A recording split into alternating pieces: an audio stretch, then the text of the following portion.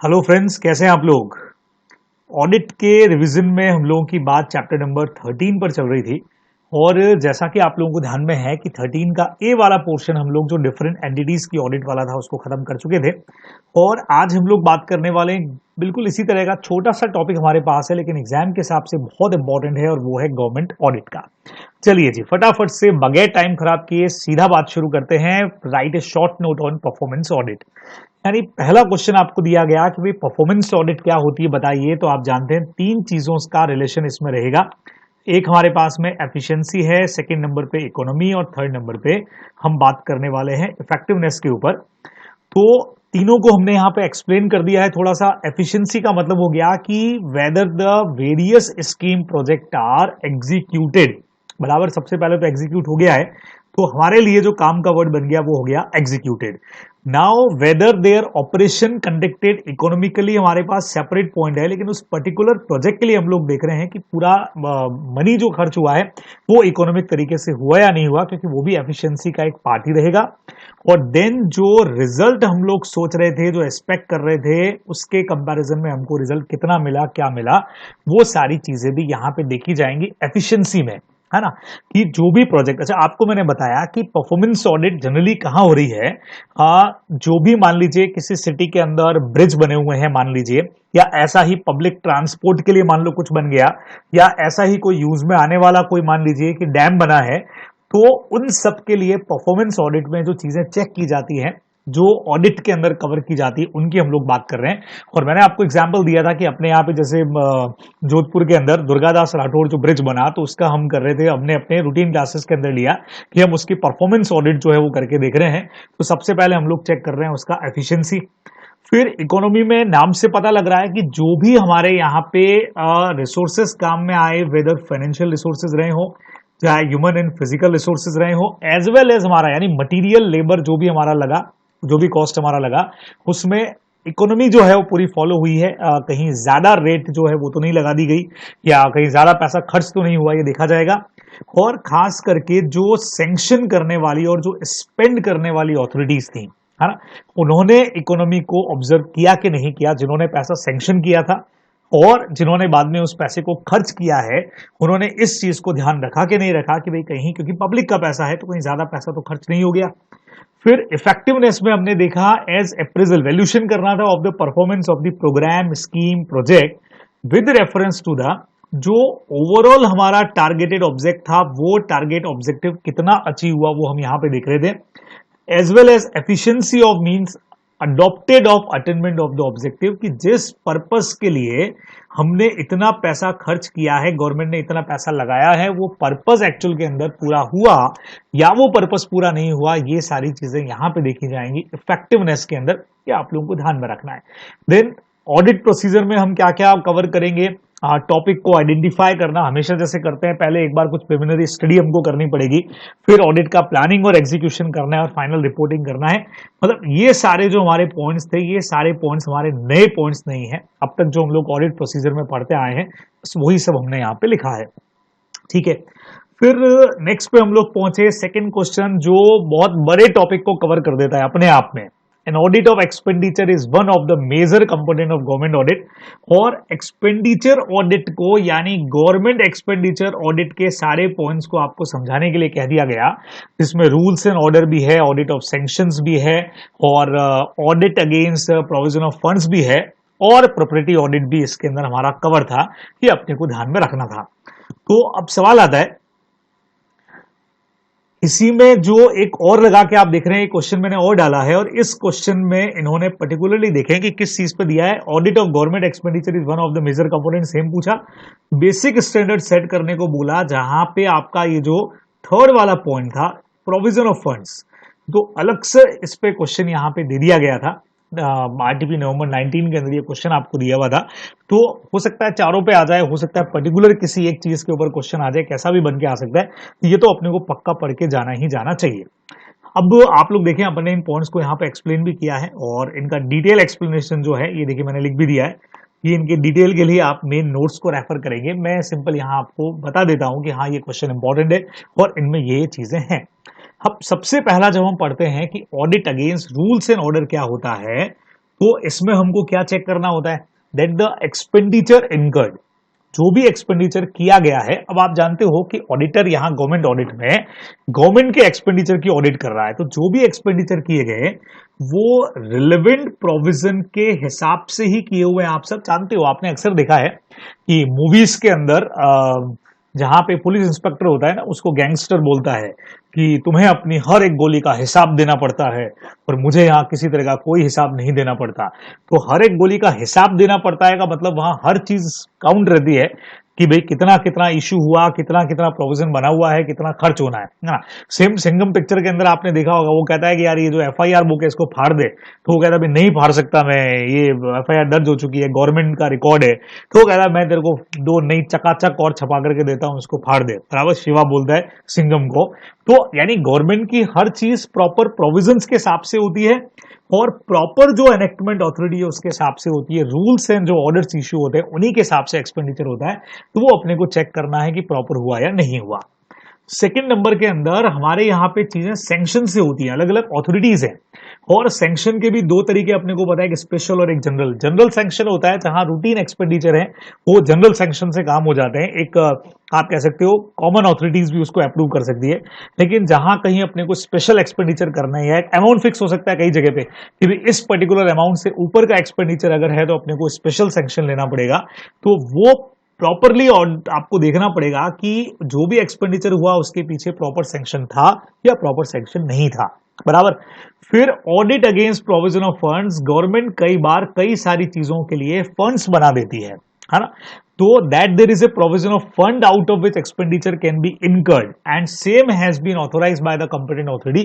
जैसे अपने यहाँ पे कई सारे कंटीजेंसी फंड्स बने हुए हैं, ठीक है, अभी पीएम केयर फंड हमारा हो गया, प्राइम मिनिस्टर रिलीफ फंड हो गया। इस तरह से कई सारी कंटीजेंसीज के लिए या अलग अलग चीजों के लिए भी, सिर्फ कंटीजेंसीज के लिए नहीं, कुछ फंड्स बने हुए हैं। तो उन फंड्स के अगेंस्ट में ही वो एक्सपेंडिचर हुआ है, वहीं से वो एक्सपेंडिचर हुआ है, ये भी हमको देखना पड़ेगा। और प्रॉपर्टी ऑडिट में हम लोग क्या देखते हैं, इसमें हम लोग देखते हैं लॉजिक्स क्या है, जो पैसा आपने खर्च किया उसके पीछे का औचित्य क्या था, मतलब उसके पीछे का आपका इंटेंशन और लॉजिक्स क्या थे, कि वाकई में वो पैसा खर्च होना चाहिए था, खर्च नहीं होना चाहिए था। ये अभी डिटेल में आगे क्वेश्चन भी अपने पास अलग से इसके ऊपर है, तब भी अपन इसके ऊपर बात कर लेंगे। तो देखा जाता है कि जो पैसा खर्च किया गया वो सही था भी कि नहीं था, प्रॉपर तरीके से उसको खर्च करने के पीछे कोई लॉजिक्स थे या नहीं थे, वो सब यहाँ पे ऑडिटर जो है वो चेक करता है, ये हम लोगों को ध्यान में रखना था, ठीक है। अब इसी में एक चीज पूछी गई कि what role is played by CNAG in the audit of government companies। अब मैं कहूंगा कि ये टॉपिक पढ़ने के लिए आपको अपने कंपनी ऑडिट वाले चैप्टर में जाना पड़ेगा, और वहां आप जाएंगे तो आपको बहुत आराम से पता लग जाएगा। देखो 143, 5, 6, 7 के हमारे जो प्रोविजन ऑडिट रिपोर्ट वाले थे वो इन्हीं के लिए हैं। फिर ऑडिटर के अपॉइंटमेंट के जो प्रोविजन है, फर्स्ट ऑडिटर और सब्सिक्वेंट ऑडिटर के अपॉइंटमेंट के जो प्रोविजन है वो भी वहां से आपको मिलेंगे, तो वो भी सीएनएजी, क्वेश्चन यहां से पूछा जा रहा है लेकिन सीएनएजी वहां पे भी आपने पढ़ा है गवर्नमेंट कंपनीज के अंदर, तो वो सारे सीएनएजी के पावर्स वहां पे हैं। उसके अलावा और कुछ पावर्स हैं जो यहां से भी अपन देख सकते हैं, जैसे आप लोग देख लो सप्लीमेंट्री ऑडिट, ये देख रहे हो आप, तो ये भी आप पढ़ के आए हो कि सीएनएजी को ये पावर है कि within 60 days from the date of receipt of audit report वो ये ऑर्डर कर सकता है कि भैया सप्लीमेंट्री ऑडिट की जाए, है ना। तो conduct a supplementary audit of the financial statement of company by such person और पर्सन एज ही में authorise in this behalf and for the purpose of such audit require information, जो भी एडिशनल इंफॉर्मेशन है फर्निश टू एनी पर्सन और person जो है उन सबसे इंफॉर्मेशन लेना, वो सारे काम के लिए ऑर्डर कर सकता है। तो मेन ऑडिट रिपोर्ट आने के बाद अगर जरूरत पड़े जहां पे लगे तो सप्लीमेंट्री ऑडिट का ऑर्डर ये कर सकता है, ये भी इसके पावर्स में है। फिर कमेंट अपॉन, अब आप जानते हैं जो ऑडिट रिपोर्ट आई है या जो सप्लीमेंट्री ऑडिट आई है उसके ऊपर कमेंट करना, उसके ऊपर अपना कमेंट करना, ये काम भी सीएनएजी का रहेगा, है ना। तो it may be noted that any comment given by the CNAG upon or supplement to the audit report shall be sent by the company to every person entitled to copies of audited financial statement। यानी company उसके सीएनएजी के comment के साथ में जो audit report भेजेगी तो साथ में सीएनएजी का कमेंट भी भेजेगी, सारे वो लोग जो नोटिस लेने के लिए एंटाइटल है, खासकर की मेंबर्स ऑफ द कंपनी हो गए, अपने को ध्यान में रखना है। अच्छा, कभी कभी कुछ मैटर पे टेस्ट ऑडिट भी करवा सकता है, जहां उसको लगे कि भाई इस मैटर को थोड़ा और चेक कर लेना चाहिए, या एक बार चेक करके देख लेते हैं कि ऑडिट प्रॉपर तरीके से हुई कि नहीं हुई है, तो किसी एक पर्टिकुलर पोर्शन के लिए वो टेस्ट ऑडिट का ऑर्डर भी दे सकता है। ये भी आप लोग अच्छी तरह से जानते हो। तो ये सीएनएजी के सारे जो आप कहोगे यहाँ पे पावर्स क्या क्या है, क्या क्या वो कर सकता है, वो अपने को यहाँ पे लिखना चाहिए। नेक्स्ट क्वेश्चन हमारा एक बड़ा क्वेश्चन आ गया, मतलब ये पूरा आप कर लेते हैं तो लगभग पूरा चैप्टर ही इसमें कवर हो जाएगा, छूटा कुछ भी नहीं है, सारे क्वेश्चन अब तक आ चुके हैं। Explain in detail the duties of CNAG, आपसे पूछ लिया गया कि भैया सीएनएजी का ड्यूटी बताओ भाई, तो फटाफट से बात कर लेते हैं क्योंकि पूरा चैप्टर ही यही है। फर्स्ट नंबर आपसे पूछ लिया गया compile accounts in union of state. आप बहुत अच्छी तरह से जानते हो यूनियन और स्टेट के अकाउंट्स को इकट्ठा करना, बराबर। जो भी ट्रेजरीज बनी हुई हैं, जो ऑफिस या डिपार्टमेंट हैं जो रखती है अकाउंट्स मेंटेन करती हैं, उनसे अकाउंट्स को इकट्ठा करना, कंपाइल करने का काम इन्हीं का है। सेकेंड नंबर आया submit accounts to union and state. CNAG shall submit those accounts to the president or the governor of the state या administrator of the union territory, जो भी लेजिस्लेटिव असेंबली है, on or before such date as he may with the concurrence of the government concern determine. तो आपने accounts ऊपर इकट्ठा किए, ये यहां प्रेजेंट करने पड़ेंगे आपको। यूनियन अगर है तो आप जानते हैं यूनियन और स्टेट के लिए अलग अलग हो गया, तो प्रेसिडेंट के पास में चला जाएगा। स्टेट अगर है तो गवर्नर के पास में जाएगा, और अगर कहीं पे यूनियन टेरिटरीज हैं तो जो भी एडमिनिस्ट्रेटर वहां पे है उनके पास में आपको प्रेजेंट करना है, अकाउंट्स सबमिट करने हैं, ये काम भी इनके पास में रहेगा। देन उसके बाद में give information. CNAG shall give to the, अब यूनियन गवर्नमेंट ने अगर अकाउंट से रिलेटेड, बुक से रिलेटेड कोई इंफॉर्मेशन मांगी है, या स्टेट गवर्नमेंट ने कोई इंफॉर्मेशन मांग ली है, या फिर जो गवर्नमेंट ऑफ यूनियन टेरिटरीज है हैविंग लेजिस्लेटिव असेंबली, तो such information as they may from time to time required, तो उनको इंफॉर्मेशन प्रोवाइड करना ये भी इनके जिम्मे रहेगा, सीएनएजी के जिम्मे रहेगा।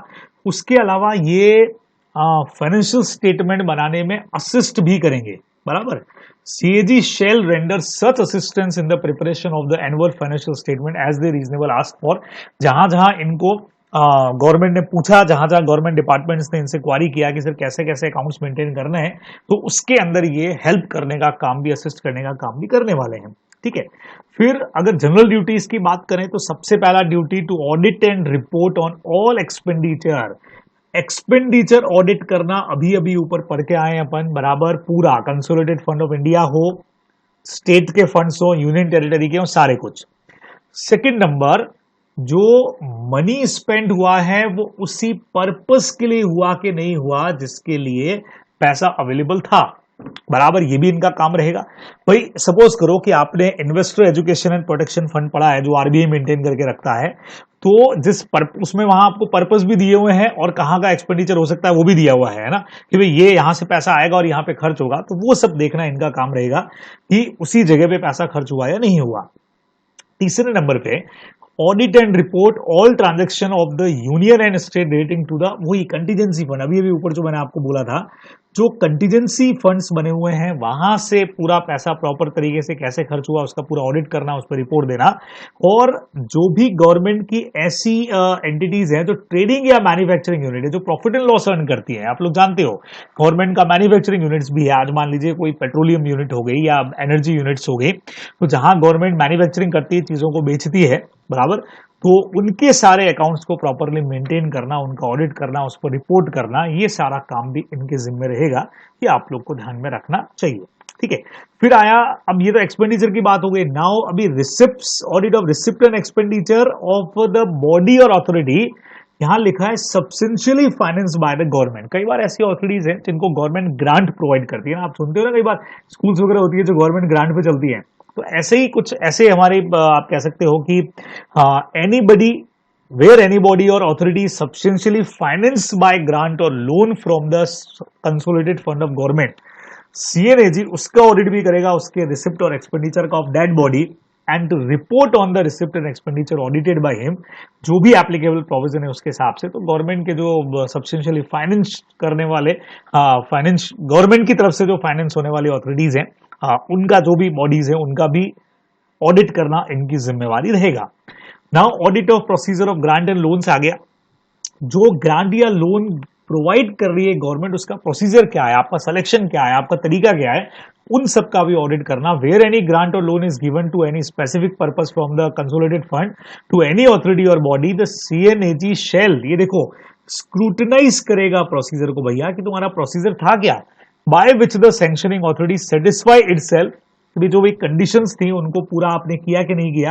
हाँ, जो भी ग्रांट देने की कि भाई एप्लीकेशन आई होगी, फिर ये चीजें चेक की होंगी, फिर उस हिसाब से आपने दिया होगा, तो वो सब प्रॉपर हुआ कि नहीं हुआ ये देखना भी इनके जिम्मे ही रहेगा, ये अपने को ध्यान में रखना है। नाउ अभी रिसिप्ट्स की बात कर लेते हैं।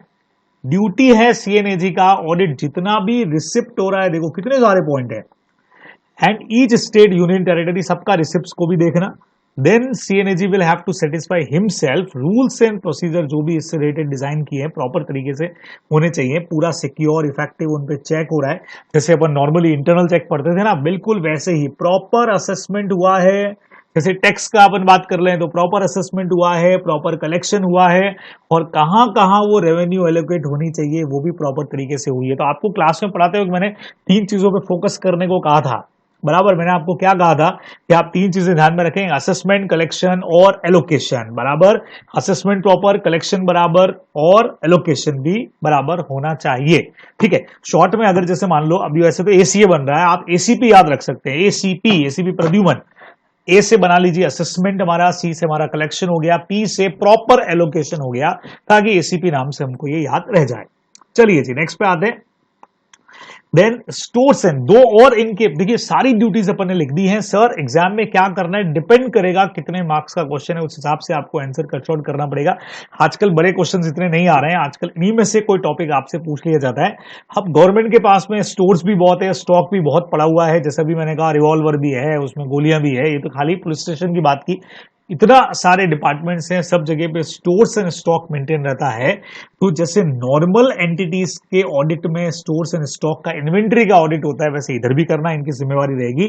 उसके अलावा गवर्नमेंट कंपनीज और कॉर्पोरेशंस के अंदर आप लोग जानते हैं ऑडिटर अपॉइंट करना, ये क्या हो गया भाई, डिजाइन बन गई यहाँ। तो चलिए हटा देते हैं इस डिजाइन को। तो जो भी गवर्नमेंट की कंपनीज हैं, गवर्नमेंट कंपनीज हमारी जो भी हैं, अभी 139 हमने पढ़ा, 5 और 7 में आपको देके रखा हुआ है, ठीक है। और जो भी कॉर्पोरेशन हमारे यहाँ पे हैं, एलआईसी वगैरह हो गए, तो इनका ऑडिट का जिम्मेवारी भी इनका रहेगा, उसमें ऑडिटर अपॉइंट करने की जिम्मेवारी इनकी है, ये अपने को ध्यान में रखना चाहिए, ठीक है जी। नेक्स्ट पे हम लोग पहुंच गए, हमको कहा describe the salient features of financial administration of the local bodies, ये मैंने यहां ले लिया है, वैसे ये डिफरेंट टाइप ऑफ एंटिटीज में भी जा सकता था आपका टॉपिक। तो financial administration of local bodies जब होता है कि भाई किस तरीके से वो लोग अपना फाइनेंशियल एडमिनिस्ट्रेशन करते हैं, तो 2-3 चीजें हैं। सबसे पहले बजटरी प्रोसीजर, आप लोग जानते हैं objective of local body budgetary procedure are financial accountability, control of expenditure, and to ensure that fund are raise, जो भी फंड अपने रेज हो रहे हैं और जो भी मनी स्पेंड हो रही है बाय एग्जीक्यूटिव डिपार्टमेंट, वो रूल्स एंड रेगुलेशंस के हिसाब से ही हो, बराबर, और प्रॉपर तरीके से उसका सैंक्शन भी होता रहे। अब यहां पे आपको मैं क्लियर कर दूं, यहां लोकल बॉडीज का मतलब हमारा हो गया म्युनिसिपल कॉर्पोरेशन, समझ रहे हैं आप लोग मैं किसकी बात कर रहा हूं, म्युनिसिपल कॉर्पोरेशन हो गए, ठीक है। तो उनको हम लोग लोकल गवर्नमेंट भी बोलते हैं, जो लोकल लेवल पे टैक्स भी कलेक्ट करती है और देन काम भी करवाती है अपने यहाँ पे। म्युनिसिपल कॉर्पोरेशन लैंड टैक्स भी लेती है हमसे, हाउस टैक्स भी लेती है, और भी कई सारे तरह के टैक्स हैं, और हमारे लिए वो पैसा खर्च भी करती है। तो यही चीज यहाँ पे देखना है कि भाई प्रॉपर हर चीज का एक बजट बनेगा, उसके हिसाब से मनी कलेक्ट हो रही है, वापस स्पेंड हो रही है, रूल्स रेगुलेशंस फॉलो हो रहे हैं, प्रॉपर सैंक्शन हो रहा है, ये अपने को ध्यान में रखना चाहिए। तो डिफरेंट एस्पेक्ट है बजटिंग के वक्त में, ये सारी चीजें हैं, क्योंकि हम लोग टैक्सेशन से पैसा आता है, फीसेस का पैसा आता है, रेट्स लेइंग डाउन, देन उसके बाद में एक्सपेंडिचर, ये तो सब पैसा आ गया, फिर खर्च आपको करना पड़ेगा। अब वो प्रॉपर तरीके से एक मैक्सिमम लिमिट भी होनी चाहिए खर्चे की, उसमें भी रेवेन्यू और कैपिटल हेड्स अलग अलग जाएंगे, तो वो सब चीजें बजटरी प्रोसीजर आप लोग कॉस्टिंग के अंदर भी पढ़ते हो कि कितनी इंपॉर्टेंट रहती है बजटरी, अपने को ध्यान रखना है। फिर आ गया एक्सपेंडिचर कंट्रोल भी जरूरी हो गया। तो at the state and central level there is a clear demarcation between the, अब देखो 2 चीजें हैं, एक होता है लेजिस्लेचर और दूसरा है एग्जीक्यूटिव। लेजिस्लेचर वो है जो रूल्स बनाने का काम करता है, और एग्जीक्यूटिव बॉडी वो है जो उसको एग्जीक्यूट करती है। तो लोकल बॉडी में भी जो लेजिस्लेटिव पावर्स हैं, वो सारे किसके पास में होते हैं? काउंसिल के पास में होते हैं। जबकि एग्जीक्यूटिव पावर्स हैं वो बट ऑब्वियस है ऑफिसर्स हो गए, जैसे कमिश्नर वगैरह इनके पास में हो गए। तो दो अथॉरिटीज हमारी हो गई, एक रूल्स बनाने वाली, एक उसको एग्जीक्यूट करने वाली। तो रेगुलर नेचर के जो ट्रांजेक्शन्स हैं, रेगुलर रेवेन्यू और जो एक्सपेंडिचर हो रहे हैं, वो तो एग्जीक्यूटिव विंग खुद ही कर देगा, रूटीन के जो खर्चे हैं, ठीक है। लेकिन अगर कोई स्पेशल एक्सपेंडिचर है, हाँ, या स्पेशल सिचुएशन आ गई, एक्सपेंडिचर भी हो सकता है या स्पेशल सिचुएशन, जैसे मान लीजिए प्रॉपर्टी टैक्स को रिड्यूस करना पड़ गया, या कोई सिक्योरिटी डिपॉजिट अपने को रिफंड करना है किसी टाइम पे, या और भी कुछ इंपॉर्टेंट एरियाज वाले डिसीजन है, वो सारे के सारे सैंक्शन लेजिस्लेटिव बॉडी ही करेगी, ये अपने को ध्यान में रखना चाहिए। तो एक्सपेंडिचर कंट्रोल का भी इन्होंने तरीका बनाया। नाउ अकाउंटिंग सिस्टम अपना ही है, तो हमने देखा कि भाई जनरली यहाँ पे अकाउंटिंग सिस्टम कैश बेसिस के ऊपर होता है, क्योंकि म्युनिसिपल कॉर्पोरेशन है, लोकल गवर्नमेंट आप इसको बोल सकते हो। और किस तरीके से ये कैपिटलाइज हो रही है, सॉरी, इसके क्या क्या क्वालिटीज हैं, वो कैपिटल के ऊपर चला गया अपना कैपिटल रेवेन्यू वाला। यहाँ अकाउंटिंग सिस्टम में भी सब्सिडरी एंड स्टेटिस्टिकल रजिस्टर्स, हर चीज के लिए, टैक्सेस का, देन एसेट्स का, देन चेक का एक रजिस्टर मेंटेन करो। सेपरेट वाउचर मेंटेन होने चाहिए, यही मैं आपको कहना चाह रहा था, जैसा ट्रांजैक्शन उसके हिसाब से वाउचर, अब वो एक्सपेंडिचर, कैपिटल, रेवेन्यू कैसा भी हो रहा है, हर एक के लिए अलग वाउचर होना चाहिए। बैंक रिकंसिलेशन बनना चाहिए, क्योंकि चेक से पैसा आ रहा है या कैश का पैसा भी बैंक में जा रहा है, तो बैंक रिकंसिलेशन बनाओ। सबमिशन ऑफ समरी रिपोर्ट बनानी चाहिए पीरियोडिकल बेसिस के ऊपर, है ना। और डिफरेंट ऑथोरिटीज, रीजनल और स्टेट लेवल के ऊपर ये जनरली बनती है, तो समराइज तरीके से पीरियोडिकल बेसिस के ऊपर, महीने, मंथली हो गया या क्वार्टरली हो गया, ऐसी रिपोर्ट्स बनेगी, तो ये इनका अकाउंट सिस्टम रहेगा। लोकल बॉडीज 3 लेवल के ऊपर बात करती है अपने इसमें, बजटरी प्रोसीजर उनका अलग चलता है, देन एक्सपेंडिचर कंट्रोल हो गया, देन अकाउंटिंग सिस्टम हो गया। ये इन्होंने बोला कि कुछ फीचर्स हैं लोकल बॉडीज के अंदर, किस तरीके से फाइनेंशियल एडमिनिस्ट्रेशन होता है, ये अपने को ध्यान रखना चाहिए। इसी से रिलेटेड आगे नेक्स्ट क्वेश्चन आ गया, state the background of local bodies. एक तो थ्योरी क्वेश्चन की भी, क्या होती है लोकल बॉडीज बताओ, और ऑडिट प्रोग्राम बताओ। अगर accounts of a local body का अगर आप करोगे तो क्या आपका ऑडिट का प्रोसीजर रहेगा, क्या प्रोग्राम रहेगा, ये चीज आपसे यहाँ पे पूछ ली गई है। आइए इस पर भी हम लोग बात कर लेते हैं। तो यहाँ पे सबसे पहले तो आपको बेसिक समझा दिया गया कि जो भी म्युनिसिपैलिटी है can be defined as a unit of local self government in an urban area. By the term local self government is ordinarily understood the administration of a locality by the village, town, city or any other area जो state से जो है वो कमतर रहेगा, थोड़ा सा ये अपने को ध्यान में रखना है। और जो लोकल, जो भी आप कह सकते हो कि गवर्नमेंट की तरह से काम करेगा, और जहां पे आप लोकल लेवल के ऊपर, जैसे लोकल आपका टैक्सेशन हो गया, अभी मैंने आपको कहा हाउस टैक्स या लैंड टैक्स वगैरह हो गए, ठीक है, और उसी के हिसाब से लोकली उनको जो पैसा खर्च करना है, कुछ चीजें उन्हीं के जिम्मे रहेंगी, है ना। सुबह सुबह आप वो सुनते हो ना, कचरे वाला आया वाली टोन जो सुनते हो आप लोग, ट्यून जो सुनाई देती है मॉर्निंग में, वो सब किसके जिम्मे है? म्युनिसिपल कॉर्पोरेशन के ही जिम्मे है सारी चीजें। तो ये तो जस्ट एक एग्जाम्पल, क्योंकि अभी कॉमन रूटीन में वो एग्जाम्पल हमको दिख रहा है। तो बहुत सारी ये जो सारी चीजें हैं जो लोकल लेवल के ऊपर मेंटेन करने की, सारी इन्हीं के जिम्मे रहेंगी, ये अपने को ध्यान में रखना चाहिए। तो म्युनिसिपल गवर्नमेंट इन इंडिया जो है 5 पार्ट में डिवाइड है। ये सब आप लोग वो अपना क्या एसएसटी वाले सब्जेक्ट में पढ़ के आए हो पहले स्कूल में। म्युनिसिपल कॉर्पोरेशन या म्युनिसिपल काउंसिल्स हो गई, नोटिफाइड एरिया कमिटीज हो गई, टाउन एरिया कमिटी हो गई, या कंटोनमेंट कमिटीज हमारी हो गई। तो ये तो एक बेसिक इन्होंने आपको बताया कि भी होता क्या है म्युनिसिपल कॉर्पोरेशन, लोकल बॉडी। अब ऑडिट प्रोग्राम जब भी अपन तैयार करेंगे किसी भी लोकल बॉडी का, तो सबसे पहले नंबर पे पहला पॉइंट क्या आया? ऑडिटर अपने अपॉइंटमेंट की ऑथेंटिसिटी को देख ले कि भैया जो अपॉइंटमेंट लेटर है वो प्रॉपर अथॉरिटी ने साइन किया कि नहीं किया, ठीक है, फर्स्ट पॉइंट ये हो गया। सेकंड नंबर, जिस वक्त में the auditor while auditing the local body should report on, यानी उसके ऑब्जेक्टिव्स क्या हैं।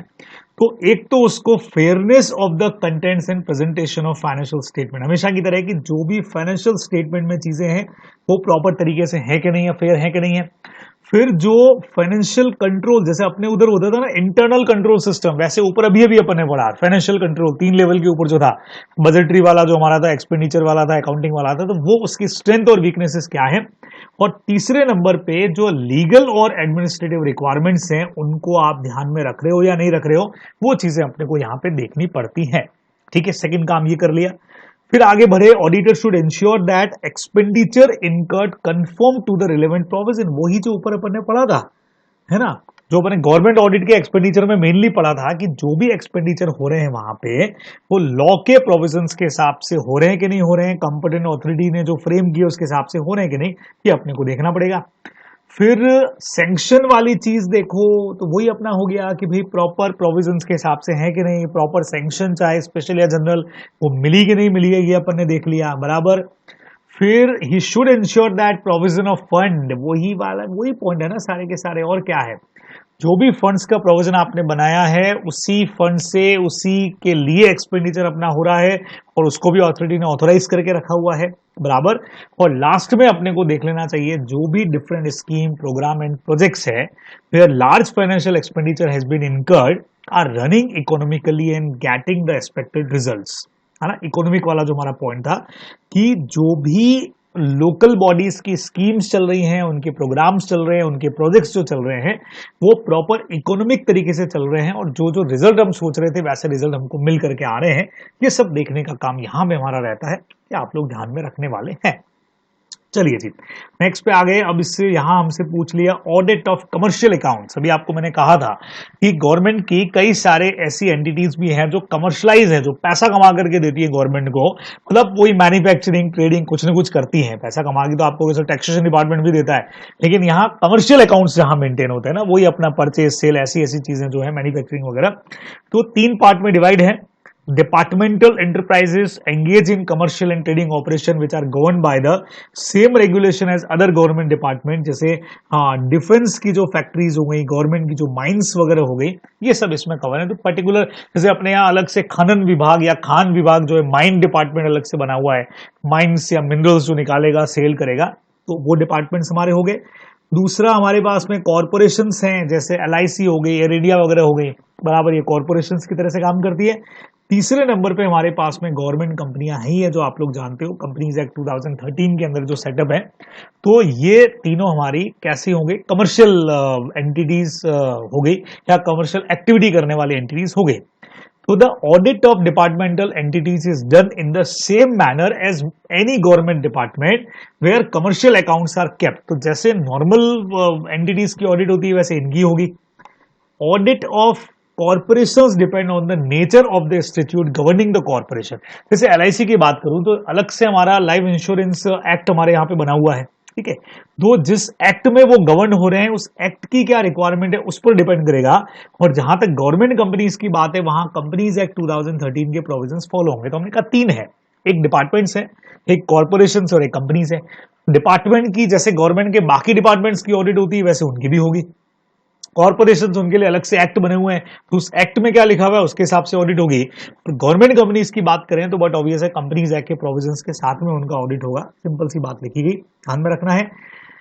नेक्स्ट पे हम लोग पहुंच गए और आप लोग देख लीजिए प्रॉपर्टी ऑडिट के बारे में हमसे पूछ लिया गया। मैंने आपको कहा था आगे हम लोग इस पर डिस्कस कर ही लेंगे अभी।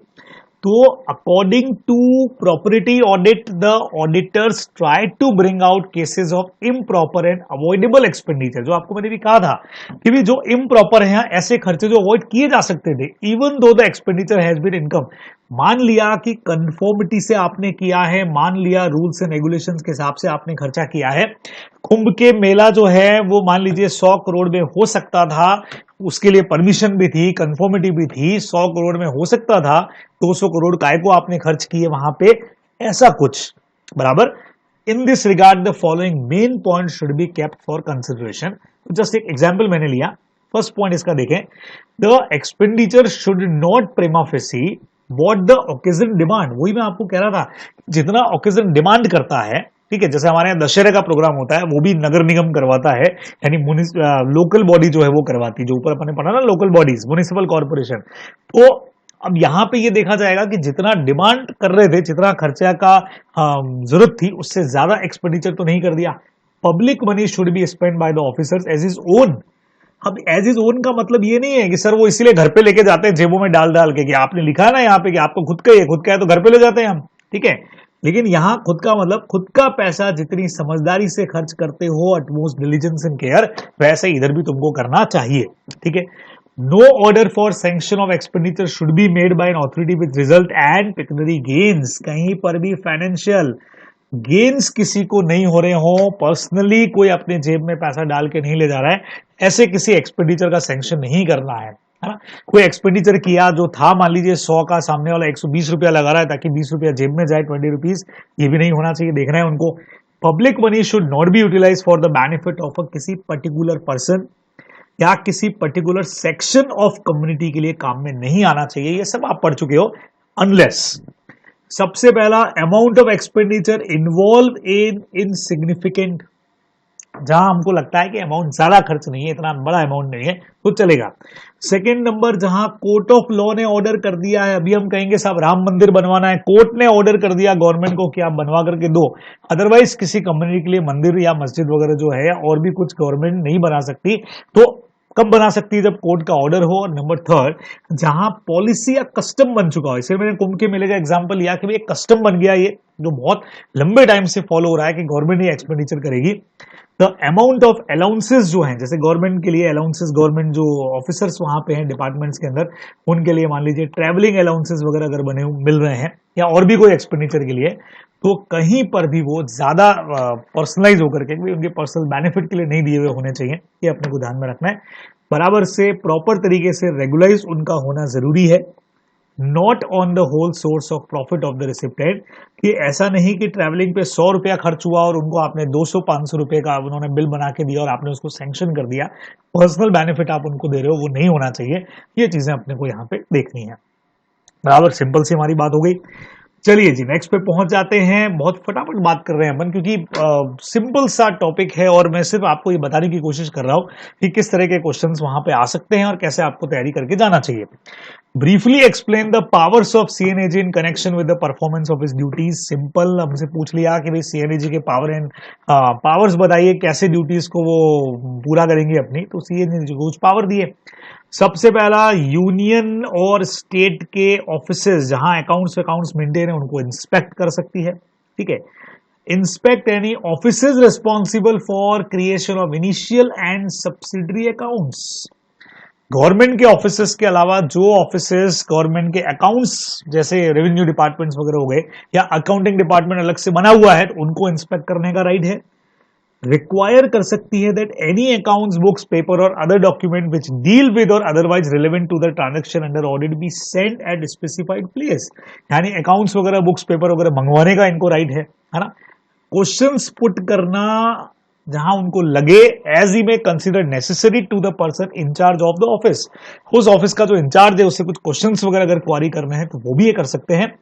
To call for such information as he may require for preparation of any account or report which it is his duty to prepare. CNAG का ड्यूटी है कुछ, which it is his duty to prepare. जो भी information मंगवानी है, हमने कहा sir information तो ऊपर आ गया, नहीं, हमने कहा क्वेश्चंस क्वारी करना। All such information as he may require for the preparation of any accounts or report which it is his duty to prepare. भाई जो रिपोर्ट्स इनको बनानी है उससे रिलेटेड जो इंफॉर्मेशन चाहिए वो जिस पर्सन से मंगवानी है उनसे ये इंफॉर्मेशन भी मंगवाने का राइट अपने पास में रखते हैं। और in carrying out audit, CG has power to dispense with a part of detailed audit. Detail audit करने की जगह पे अगर उनको लगे तो लिमिटेड चेक, अपन टेस्ट चेक वगैरह करते थे ना, तो वो कर सकते हैं। उनको लगता है कि भी एक ही जैसे ट्रांजैक्शन बहुत है और डिटेल की जगह पे लिमिटेड चेक किया जाए, तो वो सारे भी इनके करने के पावर्स में है। तो इंस्पेक्ट करना ऑफिसेस का, अकाउंट्स ऑफिसेस का, इंफॉर्मेशन मंगवाना, क्वेश्चंस क्वारी करना, ये सब इनके पास में राइट्स हैं जो आप लोगों को ध्यान में रखना चाहिए। खत्म हो गया यहाँ पे। नेक्स्ट क्वेश्चन हमसे पूछ लिया गया, audit of accounts of store and inventories has been develop as a part of expenditure audit with reference to the duties and responsibilities interested. कुछ भी नहीं छोड़ा है, यानी अब तक का अगर प्रीवियस ट्रैक रिकॉर्ड चेक करूं तो हर एक टॉपिक पर क्वेश्चन आ चुका है। गवर्नमेंट ऑडिट से कुछ भी नहीं छूटा है, पूरा चैप्टर कवर हो गया। तो आप ये क्वेश्चन ही कर लेते हैं तो चैप्टर ही कवर है इसमें। तो ऑब्जेक्टिव्स क्या, audit of stores and stock conducted to ascertain whether regulations governing. अब उसमें क्या क्या होता है, अभी परचेज कितना, रिसिप्ट बराबर, इशू कितना किया, उसमें से किसकी कस्टडी में कितना सेल हुआ, और स्टॉक टेकिंग लास्ट में जो होता है वो प्रॉपरली है कि नहीं। एम हमारा एक ही है कि गवर्नमेंट के नोटिस के अंदर आ जाए कि कहीं कुछ डेफिशिएंसीज हैं क्या क्वांटिटीज के अंदर जो भी हेल्ड कर रहे हैं, या आपका जो कंट्रोल सिस्टम है उसमें किसी तरह का कोई डिफेक्ट तो नहीं है, क्योंकि यहां से चोरी के चांसेस बहुत ज्यादा हो सकते हैं। स्टोर्स वगैरह मेंटेन है तो फ्रॉड के चांसेस ज्यादा होते हैं, तो वो चेक करना। प्रोसीजर हमेशा की तरह जैसे बाकियों का भी आप करते हो। सबसे पहला, जो प्राइसेस पे हो रही हैं वो सारी की सारी रीजनेबल है। The prices are in agreement with those shown in the contract for supply of store. जो प्राइसेस पे हैं वो आपके कॉन्ट्रैक्ट में जो लिखा हुआ है उसके अकॉर्डिंग मैच करने हैं, ठीक है। क्वालिटी और क्वांटिटी उनकी वही है जो हमको दिख रही है, प्रॉपर तरीके से सर्टिफाई हो रखी है। अनइकोनॉमिकल परचेज ऑफ स्टोर्स हुआ है टू डिफेक्टिव और इंफीरियर क्वालिटी, ये भी चेक करना कि कहीं आपने अनइकोनॉमिकल परचेज तो नहीं कर लिया, कहीं इंफीरियर क्वालिटी, पैसे ज्यादा क्वालिटी वाले दिखाए और लेकिन परचेज आपने इंफीरियर क्वालिटी किया है, ये चीज भी देखना इनका काम रहेगा। फिर accounts of receipt issue and balances are check, accuracy check करना, करेक्टनेस है कि नहीं है, रीजनेबल है कि नहीं है। हाँ, परचेस करने के बाद कितना डिपार्टमेंट्स को रिसिप्ट होता है, कितना वहां से इशू होता है, वो सब चीजों को देखना। फिर जो हमारा आइडियल स्टॉक है जो बहुत लंबे टाइम से मेंटेन है या एक्सेस स्टॉक हमारे पास में पड़ा हुआ है, वो चीज के ऊपर भी उसको भी चेक करना, उसको रिपोर्ट में मेंशन करना कि सर ये चीज हमको 50 ही चाहिए थी और यहाँ 200 ला करके इन्होंने रखी हुई है, तो अननेसेसरी पैसे का वेस्टेज है ना, मनी डेड होता है। पीरियोडिकल वेरिफिकेशन करते रहना, फिजिकल एग्जिस्टेंस के साथ में भी देखना, ये भी इनका काम रहेगा। Where priced accounts are maintained, the auditor should see that the prices charged is reasonable, बराबर, and have been reviewed from time to time। जो प्राइस चार्ज कर रहे हो आप, जो इशू करते हो गुड्स को और उस पर प्राइस चार्ज करते हो, तो वो भी प्रॉपर रीजनेबल है कि नहीं है, ये चीज भी इनको देखना। और फाइनली वैल्यूशन करना प्रॉपर तरीके से, लास्ट में आ गया valuation of the stores carefully. Value accounts tally with the physical accounts, proper तरीके से मेंटेन हो जाए, रिवोल्यूशन वगैरह करना जैसे नॉर्मल आप लोग करते ही हैं, तो ये स्टोर्स एंड स्टॉक की ऑडिट में करना इनका काम रहेगा बराबर से। और मेरे ख्याल से लास्ट पॉइंट हमारे पास में एक और यहाँ पे आ गया है, फिर से वही है लोकल बॉडीज वाला। ऑब्जेक्टिव्स क्या है लोकल बॉडी की ऑडिट करने के, तो हमने कहा कि भाई म्युनिसिपल एक्सपेंडिचर पे हमारा वही कंट्रोल सिस्टम देखना तो है ही है। The external control of municipal expenditure is exercised by the state government through the appointment of auditors to examine municipal accounts. The municipal corporation of खास करके Delhi, Mumbai and few other have power to appoint their own auditor। वो कहीं कहीं पे है बराबर। The important objectives क्या रहेंगे इनके, सबसे पहला तो वही आप ये पढ़ चुके हो, फेयरनेस को चेक करना, स्ट्रेंथ और वीकनेसेस क्या है, इंटरनल कंट्रोल की जगह फाइनेंशियल कंट्रोल हो गया। अभी तो क्वेश्चन किया था अडेरेंस वाला, लीगल और एडमिनिस्ट्रेटिव रिक्वायरमेंट पूरी हो रही है या नहीं हो रही है। और then value of being fully received of money spend, उसका पूरा प्रॉपर वैल्यू मिल रहा है। और कहीं पर भी फ्रॉड या मिसयूज ऑफ रिसोर्सेज है तो उसका डिटेक्शन और प्रिवेंशन करना, हाँ उस पर रिपोर्ट करना, ये सारा इनके काम में रहेगा। तो वही पहले जो आपने ऑब्जेक्टिव्स पढ़े थे सेम क्वेश्चन रिपीट हुआ। तो ये कुछ बातें हम लोगों ने कर ली, बहुत फटाफट वाला रिवीजन है हमारा ये, क्योंकि चीजें बहुत इजी हैं गवर्नमेंट ऑडिट वाली। तो सब कुछ आ गया, expenditure audit, receipt audit, stock and stores का ऑडिट किस तरीके से होता है, लोकल बॉडीज में क्या क्या चीजें होती हैं, तो ये सब आप लोगों को अच्छे से करना चाहिए, तैयार करना चाहिए। तो एक बार जब आप ये पूरा चैप्टर कर लें उसके बाद में इस वीडियो को जरूर देख करके अपना रिवीजन लगा लीजिएगा। तो 13 भी है। अब सी वाला पार्ट जल्दी ही कवर करेंगे और उसमें हम लोग ले लेंगे जो भी हमारी कोऑपरेटिव सोसाइटीज और एलएलपी की जो ऑडिट है उसको नेक्स्ट के अंदर हम लोग कंप्लीट कर लेंगे। इतना आप लोग करें, ख्याल रखें और पढ़ते रहें। Thanks a lot.